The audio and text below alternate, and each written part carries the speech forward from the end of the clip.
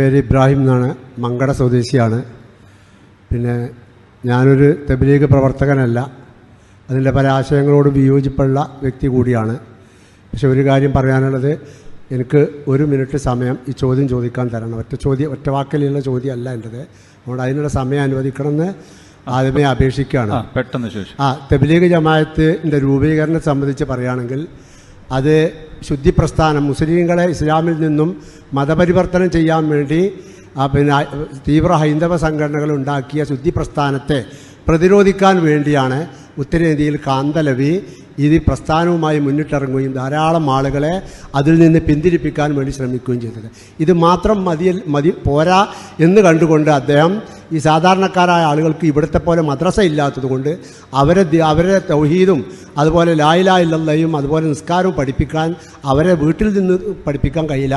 അവരെ ഒരു സ്ഥലത്തേക്ക് കൊണ്ടുപോയി 2-3 മാസം ഒപ്പം കൂട്ടി അവരെ പഠിപ്പിച്ച് അവരെ നാട്ടിലേക്ക് വിട്ടു കഴിഞ്ഞാലേ ഈ പരിഹാരം ഉണ്ടാകുള്ളൂ എന്നതാണ് അതിൻ്റെ ഒരു കാരണം. ഇനി അടുത്തതായിട്ട് പറയാൻ പോകുന്നത് പറഞ്ഞ സംഗതിയാണ്. ആയിക്കോട്ടെ, ഞാൻ പറയട്ടെ. ആദ്യം ഞാനില്ല. രണ്ടാമതായിട്ട് നമ്മൾ മനസ്സിലാക്കേണ്ടത്, ഇതിൽ കുറേ ഉദ്ധരണികൾ പിന്നെ തബ്ലീഗ് ജമാഅത്തിനെ കുറിച്ച് പറഞ്ഞു. പക്ഷേ അതുപോലെയുള്ള ഉദ്ധരണികൾ ഇവിടെ ഈ മുജാഹിദ് പ്രസ്ഥാനം തന്നെ പരസ്പരം പറഞ്ഞുകൊണ്ടിരിക്കുന്നുണ്ട് നമ്മൾ മനസ്സിലാക്കണം. ഇപ്പോൾ പിന്നെ ജിന്നിന് തവസ്സുൽ ചെയ്യാൻ പറ്റൂലേ എന്നുള്ളതും ചോദിക്കാൻ പറ്റുമോ, അതൊക്കെ ഇവിടെ മറ്റ് ഗ്രൂപ്പുകൾ ഇവിടെ ചർച്ച ചെയ്യുമ്പോൾ അത് നമ്മൾ കാണുന്നുണ്ട്. അതുപോലെ തന്നെ പിന്നെ സിഹിർ ബാധിക്കൂലേ, അങ്ങനെ അവർ ഇസ്ലാമിൽ നിന്ന് പുറത്തു പോയോ എന്നുള്ള രീതിയിൽ മുജാഹിദ് പ്രസ്ഥാനങ്ങൾ തമ്മിൽ പരസ്പരമുണ്ട്. ഇനി ഒരു കാര്യം ആയിട്ട് 1-2 കാര്യങ്ങളും പറയാണ്. 1 മിനിറ്റ് സമയമായിട്ടില്ല, എനിക്കറിയാം. അപ്പോൾ ആ സമയം അനുവദിക്കണം.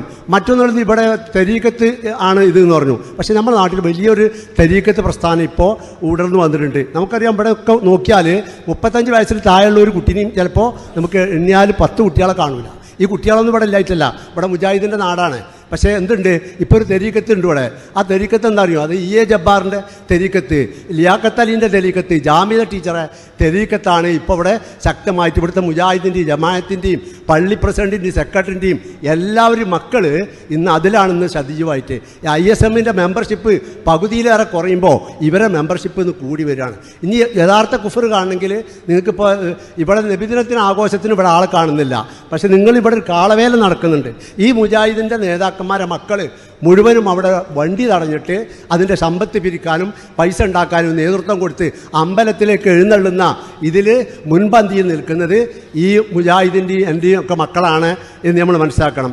മറ്റൊന്നുള്ളത് എന്താണ്, ഇവിടെ എൻ്റെ കുറച്ചപ്പുറത്ത് നാട് ഒരു വളരെ കുറഞ്ഞ മുസ്ലിങ്ങളെ അവിടെ ഉള്ളൂ. അവിടുത്തെ മുഴുവൻ പള്ളി കമ്മിറ്റിൻ്റെയും ഇതിൻ്റെ നേതാക്കന്മാരുടെ കുട്ടികൾ കറുത്ത തുണിയും വസ്ത്രവും എടുത്തുകൊണ്ട് ഈ പിന്നെ ഇതിന് ഓണത്തിന് ശിങ്കാരി മേളയും നടത്തിക്കൊണ്ട് അതിനെ ആവേശപൂർവ്വം വിജയിപ്പിക്കുന്നതിൽ അവർ മുൻപന്തി നിൽക്കുകയാണ്. അവിടെ നമ്മൾ പല മദ്രസകളിൽ പല പരിപാടികളും നമ്മൾ വിളിക്കുന്നുണ്ട്, നേരെ പോയി അവരെ കാണുന്നുണ്ട് ഈ കുട്ടികളെ. പക്ഷേ 200 കുട്ടികളെ വിളിച്ചാൽ 10 കുട്ടികൾ നമ്മളെ മദ്രസയിലേക്ക് വരുന്നില്ല. അപ്പം നമ്മൾ മുൻഗണന കൊടുക്കേണ്ടത് ഈ തബ്ലീഗ് വിമർശനത്തിനാണോ, അതോ നമ്മൾ പച്ചയായ കുഫറിലേക്കും ശിർക്കും ഇവിടെ നടക്കുമ്പോൾ അതിനെക്കുറിച്ചാണോ നമ്മൾ ഇപ്പോൾ ചർച്ച ചെയ്യേണ്ടത്?